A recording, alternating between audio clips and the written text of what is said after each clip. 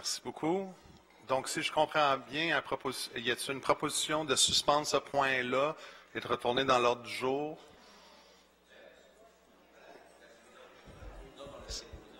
Non. Alors, Monsieur le Président, oui. Je comprends que c'est certainement pas fait intentionnellement, mais on a une motion où est-ce que tout le monde semble avoir l'intention d'arriver à un texte commun. Par contre, c'est un texte qui est sensiblement modifié, qui vient de nous être livré, et les équipes sont à travailler et négocier avec l'administration en même temps. Deux choses l'une, soit on acquiesce à suspendre encore 2-3 minutes, ou à moins que vous veuillez rappeler le bloc que nous avions suspendu avant la pause du souper. Est-ce qu'il y a l'accord de l'administration pour suspendre ce point-là, M. Limoges? Moi, je n'ai pas de souci à suspendre le point, mais pas pour ajourner, puis qu'on retourne se promener. Là. Je propose qu'on continue avec le bloc à ce moment-là, qui était discuté, qui étaient des items à l'ordre du jour. À ce moment-là, ça laisse tout le temps aux personnes concernées de se parler, puis on le ramène quand il y a un accord commun. Parfait. Donc, nous allons suspendre ce point-là et on va retourner dans l'ordre du jour où qu'on est arrêté. Oui. Monsieur, attends. Monsieur le Président, je suis simple et indépendant ici au Conseil. Il n'y a personne qui me dit absolument rien. Tout vient comme une surprise. Mais la façon laquelle ça doit fonctionner, et j'imagine tous les membres du Conseil municipal sont en faveur de l'accessibilité universelle, et que les deux côtés négocient les amendements d'avance pour qu'on n'ait pas une situation comme ça. J'ai compris quand M. Parenteau se lève, il a déjà parlé à la proposition de la motion. Ce ne semble pas être le cas. J'invite le leader de la majorité, effectivement, à dire aux ses membres du comité exécutif, quand il y a un amendement substantiel, il y a un accord avec l'opposition officielle. Merci pour votre intervention, M. Rotran. Monsieur Limoges. Merci. Donc, nous allons préserver les noms sur le tableau et on va retourner à ces noms-là après quand on revient sur le point, si j'ai bien compris. Je m'excuse. Latanzio et M. de Souza, parfait. Madame Latanzio, s'il vous plaît. Merci, Monsieur le Président. Donc, je vais poursuivre, étant donné que j'avais complété sur le chapitre 80-20-28. Oui. Alors, je poursuis avec le 20-29. Merci. Alors, nous accordons ici un contrat à l'excavation La Fontaine pour la réhabilitation du collecteur Saint-Laurent, un ouvrage construit en 1911 qui présente de nombreux défauts structuraux, je m'en excuse. Fractures longitudinales, déformations, effacements, briques manquantes et autres. On se retrouve tout de même à accorder un contrat qui est de plus de 30 % de l'estimation municipale. Le GDD nous explique que cet écart est normal et qu'il est dû principalement à une sous-estimation de deux secteurs, soit l'article de pompage et de dérivation de l'eau et celui de la mobilisation et l'organisation du chantier. Comment expliquez-vous que ces articles ont été mal estimés? Pour le premier, l'estimation initiale de la Ville n'était que 150 000. La soumission qu'on s'apprête à adopter évalue les coûts pour cet article à 777 549 $. Monsieur le Président, nous ne sommes pas près du tout de l'estimation première. En effet, l'article nous coûtera 5 fois plus cher qu'on le prévoyait. Pour la mobilisation et l'organisation du chantier, nous passons d'un montant estimé de 60 000 à un montant de 522 761. On parle de presque 875 % de la première estimation interne. On comprend que l'estimation interne revue réduit les écarts totaux à seulement 14 %, mais comment se fait-il que l'estimation initiale fût aussi loin du marché? Quelle méthode d'estimation avons-nous utilisée? Lorsqu'un écart aussi important entre l'estimation et la soumission, l'administration ne peut pas simplement dire qu'il y a une erreur dans l'estimation sans donner aux élus plus d'informations sur le pourquoi avons-nous fait cette erreur. Comment allons-nous corriger cette situation? L'estimation des travaux est un des fondements de base dans l'évaluation des prix pour les élus. Cette information ne doit pas être prise à la légère.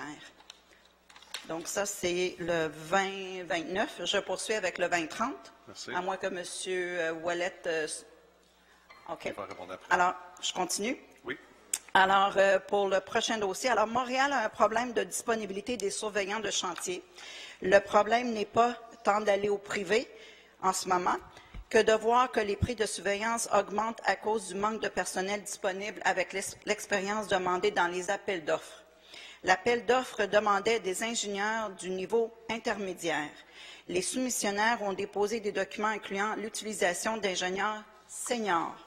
Le coût additionnel lié à la surqualification des ingénieurs est chargé à la Ville à plus de 13 % dans le contrat avec SNC-Lavalin et de 35 2,2 millions dans le contrat avec Exor Expert Conseil. Notre formation comprend que l'utilisation d'ingénieurs sur la qualité est à l'avantage de la Ville, mais certainement pas au niveau des coûts. Maintenant, si on comprend le besoin d'aller au privé en ce moment, nous savons tous ici qu'à moyen et à long terme, il sera nécessaire de se doter d'une expertise en béton à l'interne, non seulement parce qu'on sauvera des coûts, mais en plus parce que le BIG nous rappelle que le privé ne fait pas toujours le mieux de travail de surveillance. Quoi qu'il en soit, les prix en ce moment sont inquiétants, comme nous le rappelle le BIG sur cette question. Projet Montréal nous faisait miroiter un retour à l'expertise interne. Où en sommes-nous rendus avec cette promesse? Plus précisément, quelle est votre stratégie à court, moyen et long terme pour faire face à la pénurie et pour mettre fin au manque à la Ville? Allons-nous continuer à surpayer des ingénieurs par rapport à nos besoins? Merci. Merci, Mme Lattanzio. Monsieur Miali. Merci, Monsieur le Président. J'interviendrai sur le 80-2027, soit le contrat à l'entreprise Suez pour le CTMO de Saint-Laurent, donc de l'Ouest. Monsieur le Président, d'emblée, j'aimerais réitérer et surtout dire que nous aurions préféré avoir un débat beaucoup plus serein, beaucoup plus unanime dans l'octroi et l'adjudication de ce contrat, car l'opposition officielle et moi-même personnellement sommes entièrement en faveur du déploiement et surtout de la gestion des matières organiques par la Ville de Montréal elle-même sur son propre territoire. Je tiens à dire que j'ai personnellement déposé le mémoire auprès et devant l'OCPM en faveur du projet pour l'arrondissement de Saint-Laurent, où est-ce que j'ai eu la chance de déposer différentes solutions, différentes demandes pour bonifier le projet, humblement au nom de l'arrondissement, et toujours dans cette stratégie commune qui était celle non seulement d'offrir un service adéquat pour les Montréalais, mais également et surtout pour prendre nos responsabilités quant à l'enjeu majeur qui est celui de la gestion de nos matières résiduelles et un enjeu environnemental fort important. Par contre, Monsieur le Président, ce qui est devant nous aujourd'hui est un dossier qui est très, très difficile à concevoir et à approuver de la façon qu'il est présenté devant nous aujourd'hui. Et je tiens à remercier aussi l'administration, même si un peu tardive, néanmoins, l'administration a ouvert une séance d'information ce matin par les services qui étaient ouverts aux élus qui voulaient s'informer davantage avec les équipes respectives et nous avons eu la chance de le faire. Ce qui nous inquiète est non seulement, évidemment, l'explosion des coûts. On le sait, ce centre coûtera 51% plus cher que ce qu'il avait été estimé au moment de partir en appel d'offres, mais c'est toute la stratégie dont la Ville de Montréal est en train de remettre en question. Si au moment de partir en processus d'appel d'offres, la Ville n'a jamais dérogé de son plan d'ensemble de déploiement d'un service avec 5 centres qui devaient voir le jour, qui assurait une équité territoriale, qui assurait une dispense de services à travers la Ville et pour nos partenaires des villes liées. Aujourd'hui, on nous demande d'entériner ce contrat de construction et de gestion pendant 5 ans pour un montant de 175 millions, sans savoir si nous allons aller de l'avant avec les autres projets. Monsieur le Président, on nous a dit en séance d'information ce matin que nous étions en période de négociation pour le centre de biométhanisation pour Montréal-Est, parce qu'il y avait un seul fournisseur unique. C'est donc sans savoir ultimement à combien nous allons chiffrer ce montant. Ce que l'on a appris, par contre, c'est qu'il est certain que nous allons annuler le contrat et le processus d'appel d'offres pour le centre de compostage de Rivière-des-Prairies et on nous dit donc on va sûrement aller de l'avant avec le second, le centre de biométhanisation de Montréal-Est. Saint-Laurent, on vous demande de l'adjuger aujourd'hui avec cet acte de foi, 175 millions comme acte de foi et avec un projet d'emblée qui, dans son ensemble, est très différent que ce qui est allé devant l'OCPM, Monsieur le Président.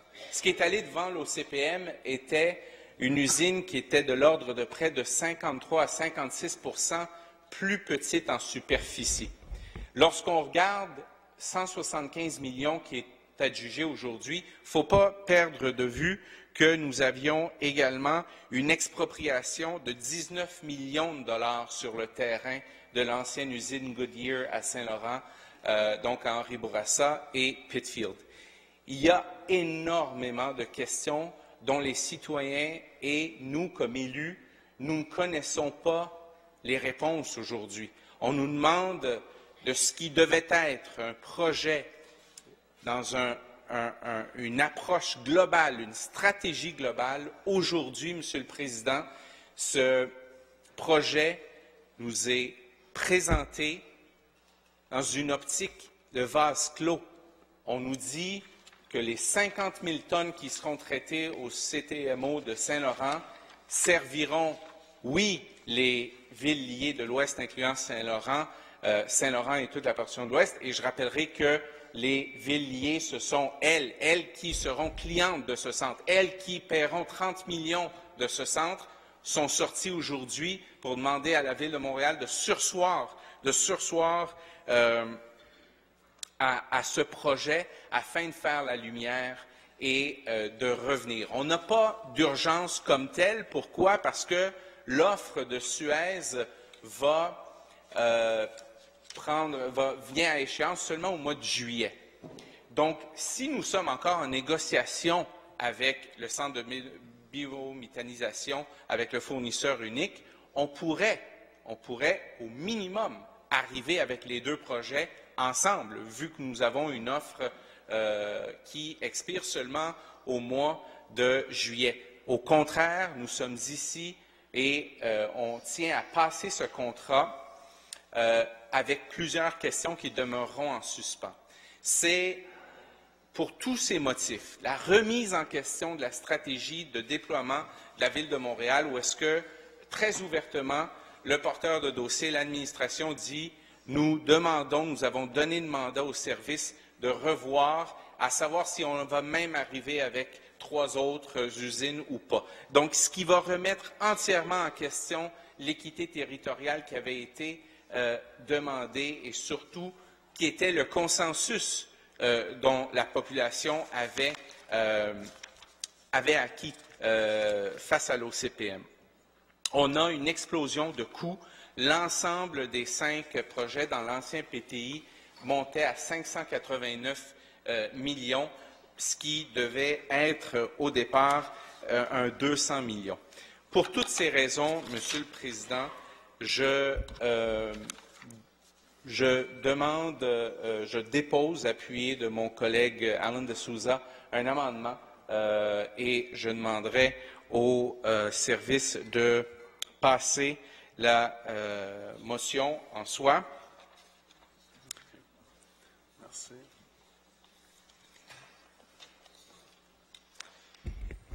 Alors, vous verrez, lorsque vous prendrez connaissance, que nous avons donc demandé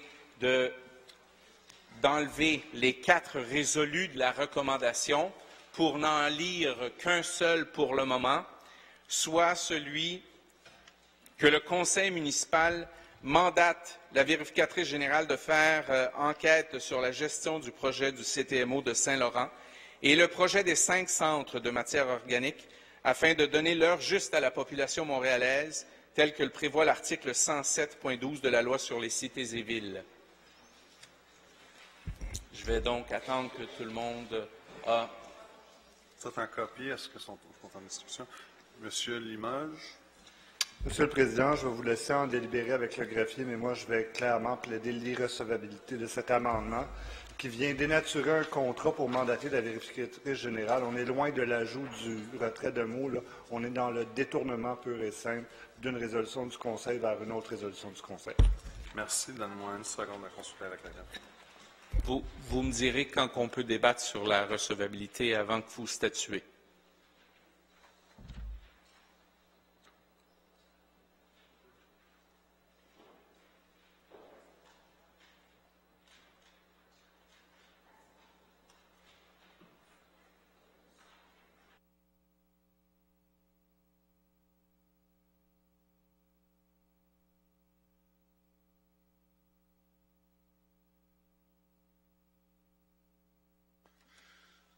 Donc, après discussion avec le greffe, je constate que ce n'est pas recevable. Ça dénaturalise l'objet du point.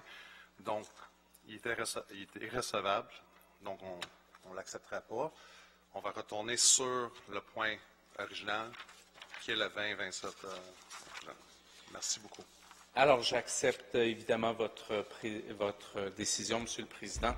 J'aurais néanmoins aimé ne serait-ce que débattre de l'objectif de la motion, un peu comme on fait lorsqu'on envoie en commission. Donc, je reviens sur l'item en soi. Donc, pourquoi? Parce qu'on a une volonté très politique de vouloir appuyer le projet. Le projet est un bon projet pour Montréal.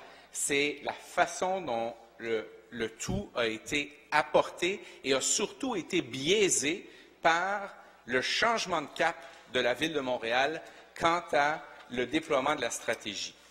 Monsieur le Président, je ne peux, au minimum, dans le temps qu'il me reste, au minimum plaider à ce que l'administration retire son dossier, le ramène non pas pour reconsidérer le tout au comité exécutif, mais permette à ce Conseil de statuer de façon éclairée sur l'ensemble de l'œuvre. Nous avons le plus grand contrat que nous sommes en train d'adjuger à 175 millions, Monsieur le Président. Nous devons le faire avec les réponses qui s'imposent. Merci beaucoup, Monsieur Miele.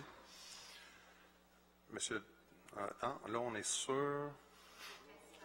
C'est ça. Donc, on est sur la principale. Donc, Monsieur de Souza, vous avez le droit de parole. Merci beaucoup. Sur le point principal et non sur la main. Merci. Merci. Merci, M. le Président. M. le Président, si on essaie de... Mon collègue Miele avait abordé plusieurs éléments, mais je pense que je veux juste retourner... Vous êtes toujours sur le même exercice. Toujours sur le même... sur le dossier principal. Nous, on a eu l'occasion de prendre connaissance du mandat qui est obtenu par les services, et puis cet mandat, entre autres, me pose la question vis-à-vis de la stratégie que l'administration souhaite poser. Au-delà de l'octroi du contrat pour Saint-Laurent, au-delà de négociation du prix pour une seule soumissionnaire conforme pour le centre de biométhanisation, au-delà d'annuler les appels d'offres pour le centre à compostage de Rivière-de-Prairie, Pointe-aux-Trembles, et au-delà de poursuivre la réhabilitation environnementale du site à la salle.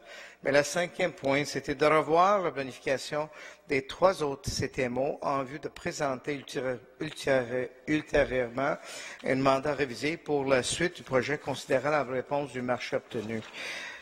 Je dois vous dire, M. le Président, je pense que ça va en contresens, effectivement, de la volonté de ce conseil que nous avons pris ici en 2009. Parce qu'à l'époque, quand nous avons adopté le plan directeur de matière résiduelle, ici, à ce conseil, c'est pour être en conformité avec le plan métropolitain de matière résiduelle qui était passé en 2006, qui était approuvé par le ministère de l'Environnement, Thomas Mulcair, à l'époque. Et quand, en août 2009, nous avons adopté cette politique, ce plan ici, c'était avec une notion de respecter la notion d'équité territoriale que le CMM avait, qui était un élément important de la plan de CMM, et que de refléter cette notion de territoire de l'équité territoriale sur notre territoire. Dans toutes les démarches, ce principe a été retenu par le conseil municipal et le conseil d'agglomération quand ils ont voté sur le document qui était déposé devant eux. Et ça, c'est encore suite à des consultations publiques qui ont été faites dans la préparation de ce plan que les citoyens et les citoyennes d'un bout de l'île à l'autre avaient insisté. Les gens de l'Est n'ont pas voulu que ce soit tous dans l'Est. Les gens dans le Nord n'ont pas voulu que ce soit tous dans le Nord. Ils ont voulu que, dans l'esprit d'équité, que ça pourrait être fait sur le territoire. Donc, de faire ça, en disant que la planification des 3 autres CTMO avant de présenter ultérieurement un mandat révisé, ça, effectivement, ça de faire ça. Actuellement, on est en train de demander d'y aller sur un projet pour un des centres. On n'a pas d'assurance vis-à-vis celle de Montréal-Est. On n'a non plus aucune assurance vis-à-vis celle de Rivière-de-Prairie, Pointe-aux-Trembles, ni pour la salle, ni pour le centre de tri. Donc, ça, dans ce sens-là, personnellement, je pense que c'est si on doit être capable de garder les citoyens dans les yeux, comment est-ce qu'on peut l'expliquer que, en termes de consultation, en termes des principes de base que le Conseil avait adoptés, que nous n'avons pas respecté cette parole. Et je pense que ça, c'est un élément très important en termes de l'acceptabilité sociale. À l'époque, l'acceptabilité sociale de ces sites et les endroits différents sur le territoire étaient l'élément clé pour la population de l'accepter, d'avoir ces sites dans leur secteur de l'île, soit dans l'Est, soit dans le Sud, soit dans le Nord ou soit dans l'Ouest. Donc, ça veut dire que cette tension dynamique qui a permis tout le monde à partager ça a eu l'effet qu'on a eu cette acceptation grossièrement. Pas unanime, mais grossièrement, cette acceptation est là. Si effectivement on refait ça, on est mieux à ce moment-là, de retourner à la population en disant que, regarde, le principe de base que nous en avons en arrière de la stratégie, et on est en train de questionner. Et puis, je pense qu'à ce moment-là, c'est une question de revoir la volonté de la population. Je sais qu'en passant par ce geste aussi, ça a de faire la stratégie, parce qu'à l'époque, on avait convenu que d'avoir 4, ça pourrait réduire les émissions de gaz à effet de serre. Ça va réduire les trajets, de traverser d'un bout de l'île à l'autre. Et puis, en conséquence, on réduira les gaz à effet de serre. Si, aujourd'hui, on y va avec 1, possiblement 2, et on ne sait jamais qu'est-ce qui va arriver avec les 3 autres, mais à ce moment-là, ça a aussi de fait le raisonnement, non seulement de garder ça près de la population qui sont desservis, réduire le nombre de camionnages et des trafics sur les routes, réduire les émissions de gaz à effet de serre, etc., etc. Donc, une partie de la stratégie d'équité territoriale a aussi a eu des autres implications que l'acceptation sociale, mais aussi sur le volet environnemental qui est en train de faire. Et puis pour cette raison, je trouve que je demande à l'administration de repenser cette partie-là pour avant même qu'il peut considérer l'octroi de cette contrat. La deuxième partie de mon intervention, Monsieur le Président, c'est sur la question des coûts. Regarde, on sait tous que les augmentations de coûts, c'était un coût énorme. On a eu, ça passé de montant de 60 millions à 130 millions, et puis finalement, aujourd'hui, ça se situe à 146 millions, plus 29 millions quelques pour les coûts d'opération. En nulle part, on a vu ces augmentations de coûts venir, même dans l'adoption du budget de PTI qu'on avait traité dans le mois de novembre 2018, quand toute cette information était disponible. Donc, comment est-ce qu'on peut dire au Conseil que vous avez voté un budget de X et ces montants-là, que juste quelques mois avant, n'ont même pas été inclus, même si vous l'avez eu, les montants, même si l'administration avait eu les montants. Moi, je ne vois pas comment vous pouvez garder les élus dans les yeux, comment vous pouvez garder les citoyens dans les yeux. Je regarde 3 mois, fin de novembre jusqu'à février, on est en train d'ajouter encore des millions de plus. Pour moi, dans un sens, je me questionne comment on peut le faire. À ce moment-là, Monsieur le Président, la question du fond du dossier, on n'a pas encore eu une justification pour le fond des augmentations. Ici, dans le dossier en soi-même, on est en train de dire que l'espace pour réaliser ça, à cause des exigences provinciales ou autres, fait du sort que nous avons des augmentations de superficie de presque 19 000 mètres carrés de le montant initial de 12 000 mètres carrés. Donc, 56 d'augmentation dans la superficie de la usine. C'est énorme. On n'a jamais dit ça à la population quand nous sommes allés en consultation publique.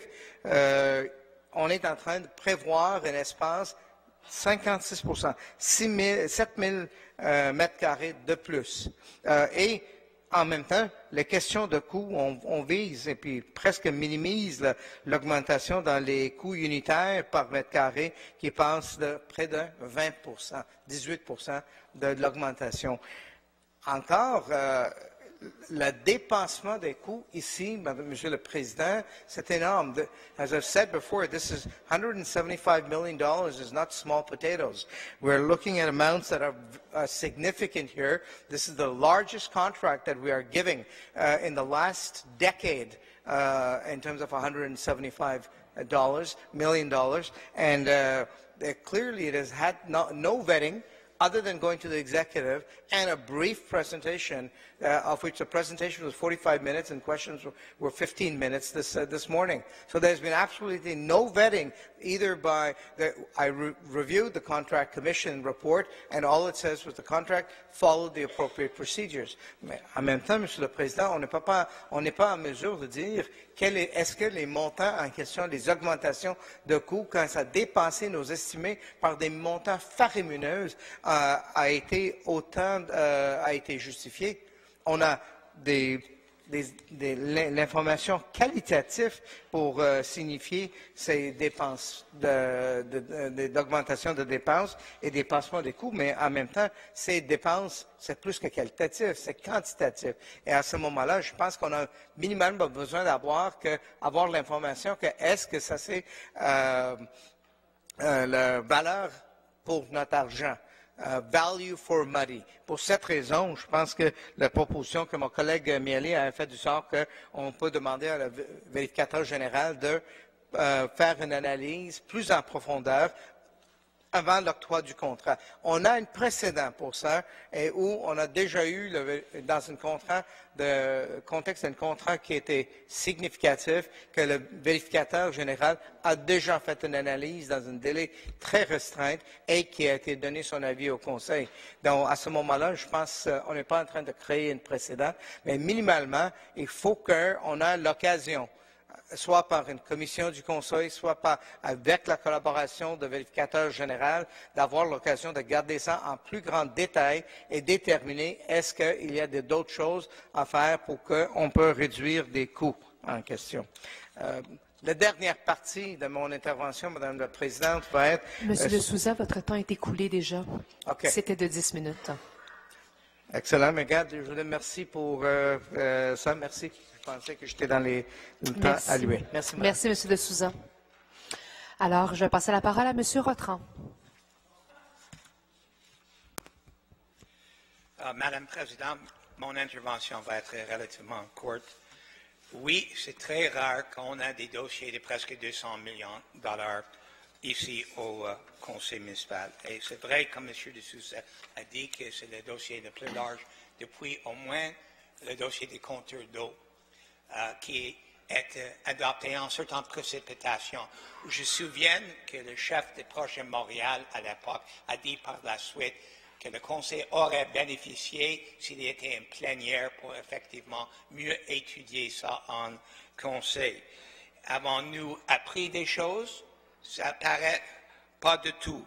Dans un dossier où il y a une explosion des coûts, où le plan n'est pas nécessairement clair, où la présentation de ce matin qui était faite pas dans la présence de tous les élus, pas dans la présence des journalistes, pas dans la présence de web diffusion devant la population, dans un format qui ne donne pas beaucoup de temps de faire le bilan d'un dossier très complexe et permettre quelques minutes seulement pour les élus de poser quelques petites questions.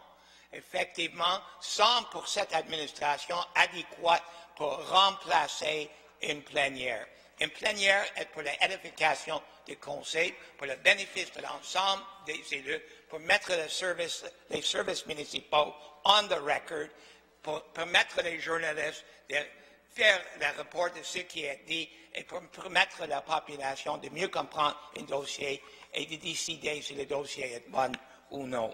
Mais ici, nous avons seulement la parole de l'administration qu'effectivement, il essaie de voir la construction presque à la même temps de CTMO Saint-Laurent et une usine de biométhanisation dans l'est de la ville, mais effectivement, il y a des éléments manquants. Absolument rien sur ce qui va arriver dans l'est, les deux éléments clés, et l'administration municipale continue de refuser la plénière. I don't get you guys. I really don't.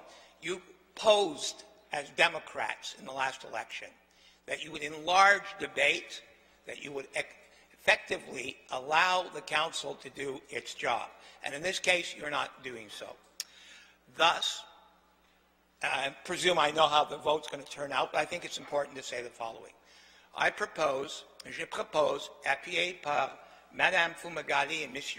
Miadi, en vertu de l'article 80 quelque chose, de retourner le dossier 80-01-2027 au comité exécutif.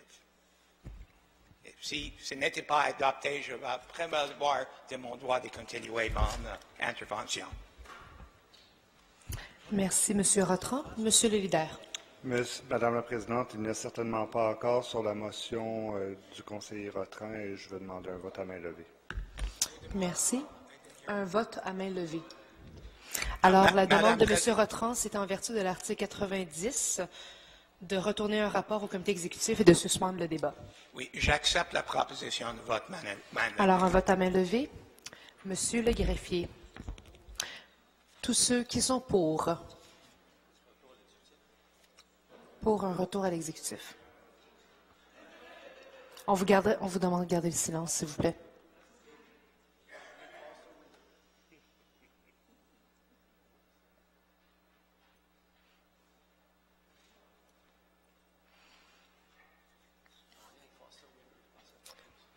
Et tous ceux qui sont contre un rapport à l'exécutif.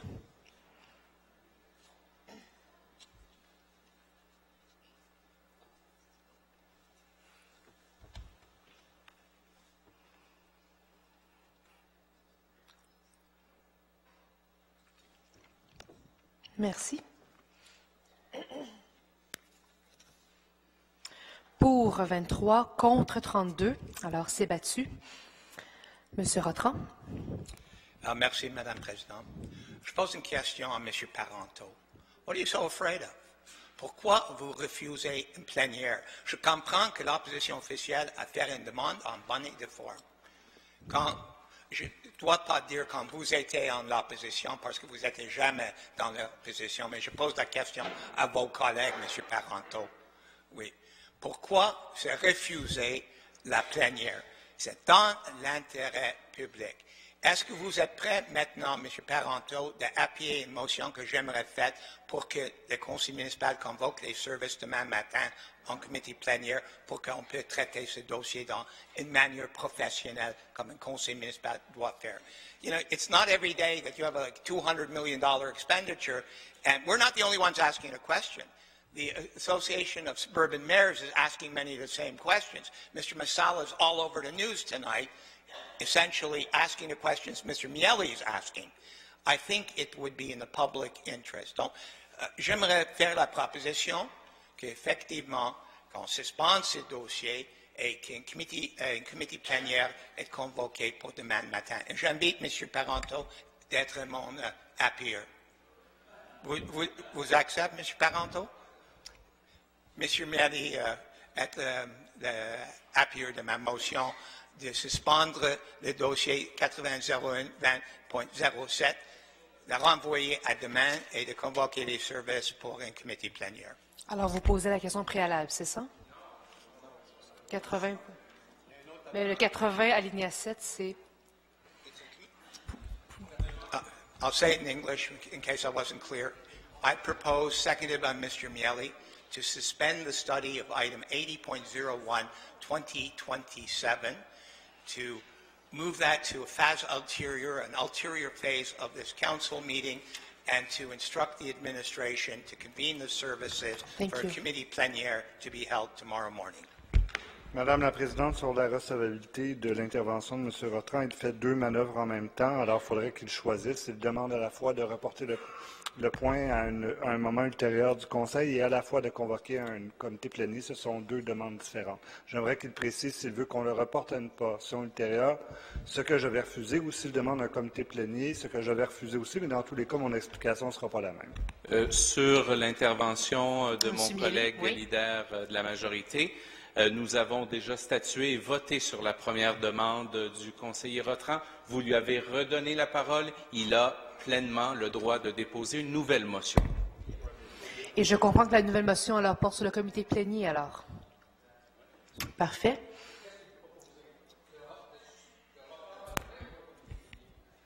J'ai proposé le report à demain.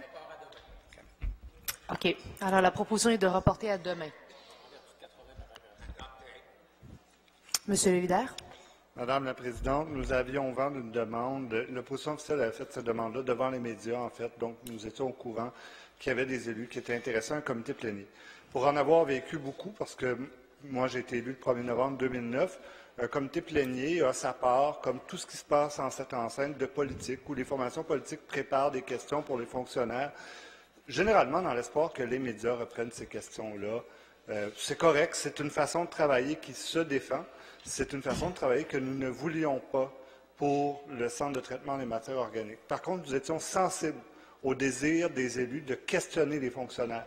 C'est quelque chose qui manque des fois, que les élus de l'aglo ont accès à des formations, ont accès à des présentations des services avant, lorsqu'ils posent des questions. Nous étions très sensibles à ce volet-là. Nous étions moins sensibles au volet d'asseoir les fonctionnaires sous le regard des médias.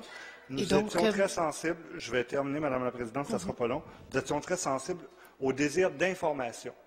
Et c'est pourquoi nous avons organisé une séance privée pour les élus qui souhaitaient poser toutes les questions qui leur brûlent les lèvres. Et généralement, par expérience, les services sont plus enclins à donner des réponses élaborées loin des caméras, parce que c'est leur nature même de fonction publique. Alors, donc, on voulait que les élus aient accès à toute l'information. Nous avons tenu cette séance. Nous considérons que nous avons permis aux élus de poser des questions à la fonction publique. Nous ne voyons pas le besoin de le faire publiquement dans les travaux du Conseil. Merci. Monsieur Miele. sur la motion et la demande de plénière. Madame la Présidente. Alors, actuellement, on débat sur le report à demain du débat. OK. Ce qu'il a dit à 3 reprises en anglais, c'est « to ask to suspend and call for plenary tomorrow morning ». Mais maintenant, qu'est-ce que vous voulez que je vous dise? Si c'est un report, il vous a répondu oui quand il avait dit 3 fois en anglais la première chose. On va juste demander une dernière fois, M. Rotran, est-ce qu'il faut séparer les demandes que vous faites? My motion was actually clear, but the greffier gave sign that I couldn't make it, all right? My motion was to instruct that this motion in front of us, 2027, in the AGLO portion of the agenda, be rapporté to tomorrow. And at the same time, I asked that there be a plenary committee. The greffier went like this. I understand that I can't probably link both of these items together. Donc, j'ai proposé de reporter en phase ultérieure de ce conseil. If that's adopted, we can talk about a plenary at a different time. But I'd like to answer Monsieur Rotran, juste simplement, on va garder la discussion sur le fait de reporter à demain. Je pense que les arguments ont été exprimés. J'aimerais juste avoir l'accord ou pas de l'ensemble des membres, à moins qu'il y ait d'autres arguments qu'on n'a pas encore entendus à ce sujet-là. Monsieur Miele, est-ce que c'était quelque chose de nouveau qui n'a pas été mentionné? Ah, c'est vrai. En plus, c'est un débat restreint. Oui, je vais juste vous dire, Madame la Présidente, sur l'aspect précis, j'ai répondu à la demande de plénière qui était moins formulée. Sur l'aspect précis de le remettre à demain, il n'y a pas accord et je vais proposer, appuyé de mon collègue Sylvain Ouellette, un vote à main levée. Merci. Alors, on va procéder à un vote à main levée. Monsieur le greffier, alors je vous rappelle que c'est pour reporter le débat à demain du point 80.20.27. Monsieur le greffier, alors toutes les personnes qui sont en faveur de reporter à demain.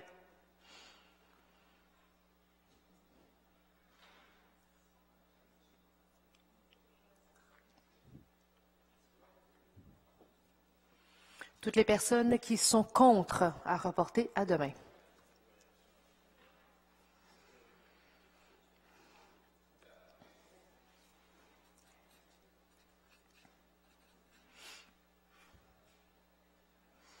Je vous demanderai de rester à vos places et à ne pas prendre la parole pendant qu'on fait le vote. Merci.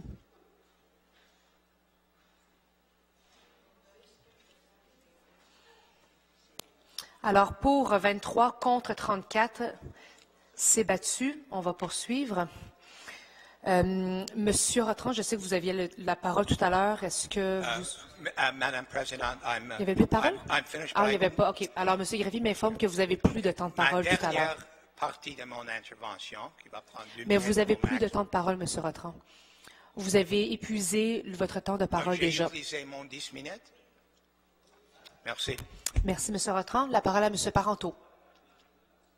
Alors, je suis très heureux de prendre la parole. J'ai écouté depuis tantôt les questions.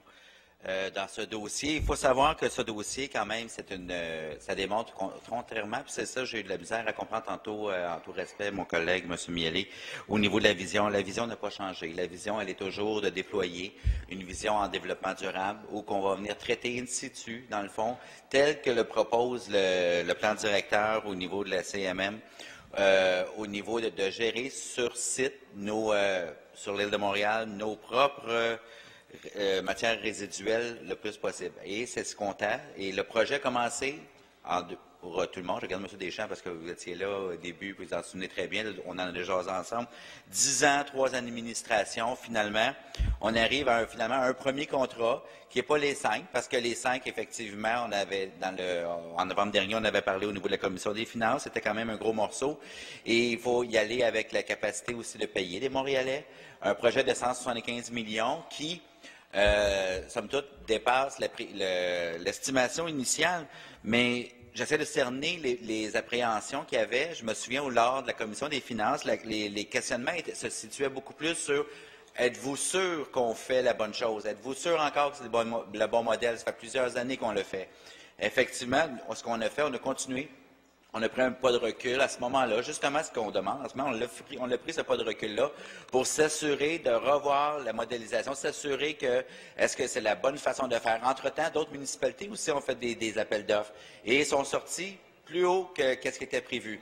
Demain matin, la question qui dessus, je vous dirais, c'est de savoir est-ce que le 175 millions qu'on paie pour le service reçu ou l'équipement reçu. Est-ce que c'est trop, c'est correct ou pas assez? Chose certaine que si on allait en appel d'offres demain matin sur un autre site, les appels d'offres seraient basés sur, généralement, initialement, les appels d'offres récentes. Alors, quand on a commencé le projet en 2012 à aujourd'hui, il y a beaucoup de choses qui ont changé. Premièrement, l'inflation, ça c'est une des choses importantes, mais aussi, c'est que les critères étaient importants au niveau de suite aux consultations. Tantôt, on en parlait. Usine plus grande. Bien oui, l'usine est plus grande parce que pourquoi? On rentre les camions à l'intérieur pour répondre justement, suite aux consultations publiques, d'avoir une usine où on vient laver, décharger les camions à l'intérieur de l'entreprise, je cherche l'entrepôt, et surtout avec une pression négative pour assurer de ne pas nuire au voisinage, gérer les odeurs de façon adéquate. C'est une bonne nouvelle, on l'a fait plus grand en fonction de répondre à cette capacité-là. Aujourd'hui, pour ce qui est de l'intégrité territoriale, ce qu'on dit, c'est qu'on va de l'avant avec Saint-Laurent, on va suivre immédiatement après avec Montréal-Est, et par la suite, la phase 2 va comprendre Rivière-des-Prairies et Montréal-Est, et ainsi de suite. Alors, on n'a pas changé d'idée, c'est juste qu'on y va de façon séquentielle, et on prend une bouchée à la fois en ce moment. Alors, je pense que ceci, c'est sage. On peut bien attendre, puis de repousser, on peut attendre 15 ans encore, mais la chose certaine, c'est qu'on a pris une vision claire en développement durable. On s'est assuré de détourner dans ce projet-ci 50 000 tonnes annuellement de l'enfouissement pour venir faire un compostage. Le centre de tri de Saint-Laurent sera très intéressant. Et je remercie à l'époque, parce que des fois, tantôt je vous écoutais, j'avais un bémol, parce que je me suis dit, les 2 dernières fois, dans les 2 administrations précédentes, où vous étiez là, vous prôniez, là, maintenant, vous êtes dans une situation, on dirait que vous vouliez glisser par rapport à ce projet-là, alors que c'est un beau projet. Je vous encourage à aller de l'avant. Il faut vraiment y croire, puis ça n'a pas changé. Et on va diminuer, notre objectif est de diminuer de 50 les matières résiduelles à l'enfouissement. Ce n'est pas rien. Et quand on parle de pourcentage, en fait, on parle de 58 millions, là. Quand on parlait des estimés initiaux versus aujourd'hui. On parle de 58 millions, 174 000, l'estimation 173 722 $. Alors, on parle de 58 millions. Chose certaine, c'est que la question aujourd'hui qu'on doit se poser avant d'assumer un vote, c'est est-ce qu'on fait le bon choix? Rien ne nous indique, puis on a travaillé avec les services, on a revalidé récemment encore avec les services les services, on a validé ce qui s'est fait ailleurs au niveau des appels d'offres. Rien n'indique qu'à court, moyen ou long terme, on aurait un meilleur prix pour le même type d'équipement ou le même type de besoin. Ça, c'est certain. Et ce serait même douteux qu'on paye moins cher. C'est pas mal plus de chances qu'on paye plus cher si on retournait, on retarderait le projet.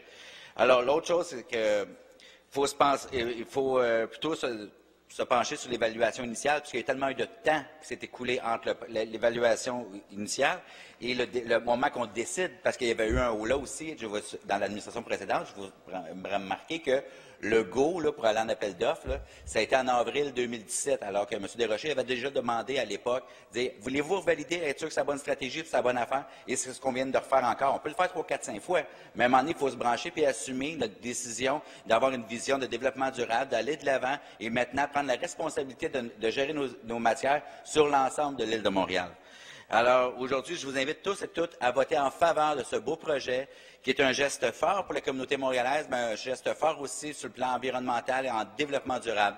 C'est le premier jalon d'une grande série de gestes qui va faire en sorte que les communautés comme Montréal seront un leader au Canada au niveau de la gestion de ces matières résiduelles. Merci. Merci, M. Parenteau. La parole à Mme Souillé. Merci, Madame la Présidente. Donc, en droit de réplique sur le même dossier, 80.20.27. Écoutez, il y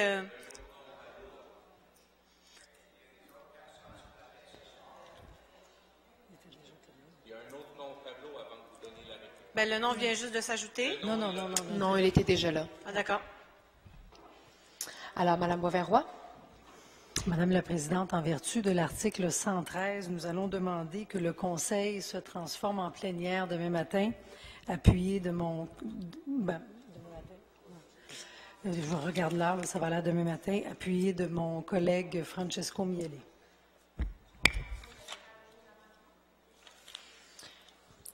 Parfait. Alors, la proposition est acceptée. Article 113.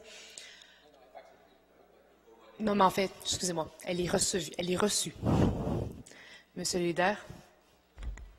Madame la Présidente, il n'y aura pas plus d'accord la troisième fois que la deuxième et que la première, et il n'y en aura pas la quatrième et la cinquième. Alors, on peut jouer à ça, mais je vais demander, appui de mon collègue Sylvain Ouellet, un vote à main levée. Le vote nominal, Madame la Présidente. Voilà. Attendez. Alors, on nous demande un vote nominal. Madame la leader, Monsieur Rotran. Madame la Présidente, l'article 113 ne coupe pas le débat. J'ai le droit de parler. Et je vais prendre mon droit de parler. Mais je ne vous ai pas retiré le droit de parler. I'm the next person on the list. There was a proposal. I'd like to comment on the motion. Non, mais c'est qu'il y a eu une demande de vote à main levée. How Et là, did il y he a... demand the vote when he was after me on the list? Why was he recognized before me? But there was no list. She moved the motion. I pressed the button. He was beyond me. You called him. You didn't call Okay, me. I didn't see your name. And so you want to comment Yes, I do. the motion. Go ahead. Madame la Présidente, j'ai déjà passé quelques années comme leader de la majorité et je sais que ce n'est pas facile de le faire. Mais une des tâches de leader de la majorité est pour assurer qu'il y a vraiment un débat démocratique au Conseil. Believe it or not, the opposition has rights, particularly when there's $200 million on the table. Effectivement, c'est rare de refuser une plénière. C'est rare. Ce n'est pas seulement moi, c'est les leaders avant moi qui ont aussi assuré quand il y a une demande raisonnable de l'opposition pour une plénière que ce soit accordé. Ce qui doit être négocié n'est pas la plénière, mais la division de temps. Combien de temps va être pour le parti majoritaire, combien pour l'opposition officielle, combien pour des autres forces en Conseil. Qui va être présent pour répondre aux questions des élus? Ça, c'est des questions à régler. C'est inhabituel de refuser une plénière. Et ce n'est pas d'hier que c'est date. J'étais ici quand Jean Doré a effectivement démocratisé ses conseils municipaux. Mais même avant Jean Doré, même quand Jean Drapeau est maire de Montréal, il a consenti des requêtes raisonnables pour des plénières. Quand il y a des motions que celles que M. Mieli a effectivement essayé d'envoyer comme amendement, indiquant qu'il veut que la vérificatrice de la ville prenne contrôle de le dossier, c'est démontre qu'il y a des doutes qui est présent parmi beaucoup des élus ici au Conseil. There's just too much missing in this dossier, and there's just too many questions to be asked. Madam President, I reiterate that it is not unreasonable to want to have a plenary. And is it their right to do so? As you can see by the article in the rule book, any councillor can ask for a plenary. And any councillor can second that plenary. And this happened because there has been an unwillingness of this administration to share information. I would suggest that Mr. Parenteau would have been far better off accepting my request before to second a motion for a plenary. So, Madam President, I'm going to vote in favor of the motion. I'm going to urge the members of council to do so. I would prefer to replique that Madame Boivin-Roy, because she does have the right to add a replique, give us some indication of how she conceives of this plenary. C'est quelle longueur? Est-ce qu'elle propose une plénière de 60 minutes, une plénière de 90 minutes? Effectivement, est-ce qu'elle a un service prioritaire qu'elle veut interpeller premièrement? J'aimerais savoir, mais quand même s'il n'est pas capable de nous dire tous les paramètres, je pense que le Conseil doit entériner la motion de plénière. Merci, Madame la Présidente. Merci, M. Madame Rotran. la Présidente, étant donné qu'on est arrivé à 22 heures, est-ce que le Conseil ajourne actuellement et la vote est demain? Merci, M. Rotran. Alors, on va ajourner. Et puis, mais en fait, dernier détail, pour que l'article 113 puisse s'appliquer, on a besoin d'un nom d'une personne et de la durée maximale de votre comité plénier pour que votre proposition soit complète. Oui. Au moment de la proposition, elle doit être Qu'est-ce que présentée vous voulez avec dire par le nom d'une personne? L'article 113 mentionne un membre du conseil autre que la présidente pour présider le comité plénier ainsi que sa durée maximale pour qu'elle soit complète. Monsieur Michel Bissonnette, et pour une plénière de 90 minutes.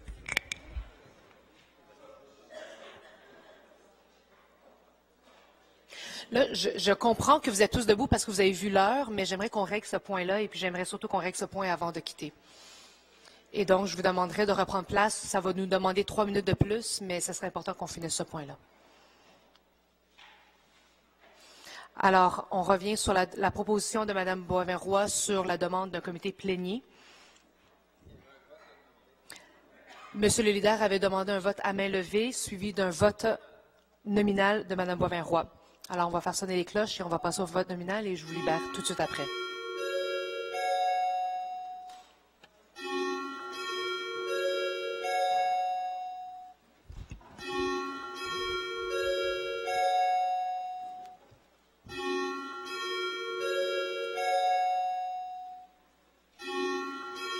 Merci beaucoup. On va procéder au vote tout de suite.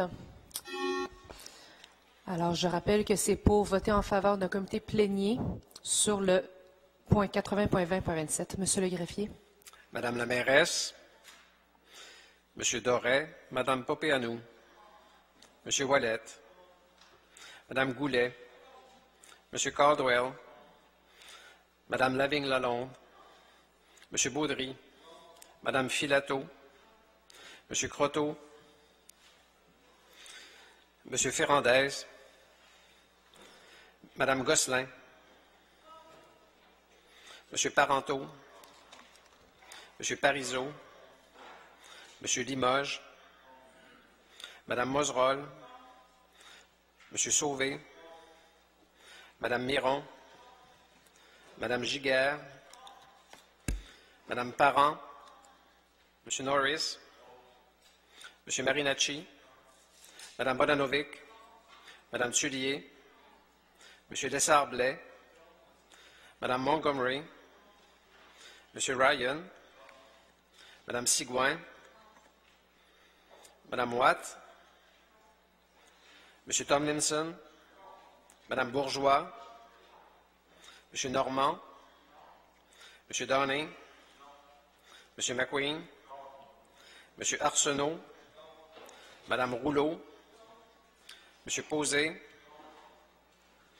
Monsieur Pérez, Madame Boisvert-Roy, Madame Boisvert-Roy, Monsieur Miellé, Madame Black, Monsieur De Souza, Monsieur Sari, Madame Gianou, Monsieur Salem, Monsieur Bass, Madame Latenzio, Madame Doros, Monsieur Corville, Monsieur Langevin, Madame Rossi, Madame Descaries, Monsieur Perry, Madame Clément Talbot, Monsieur Gay, Monsieur Bissonnette, Madame Barbe, Monsieur Deschamps, Madame Zarac, Monsieur Miranda, Madame Hainaut, Madame Foumagali, Monsieur Rapana, Monsieur Rotran,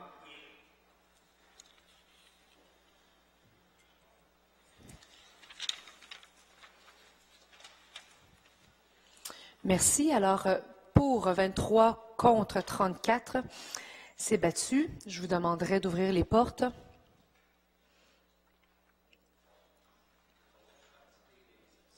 Monsieur Ferrandez, contre. Merci. Je vous demanderai aussi de garder les noms qui sont à l'écran pour les prises de parole demain matin. Monsieur Ouellet et Madame Thuillier. Alors, sur ça, on ajourne. Bonne nuit. À demain matin. Dormez bien.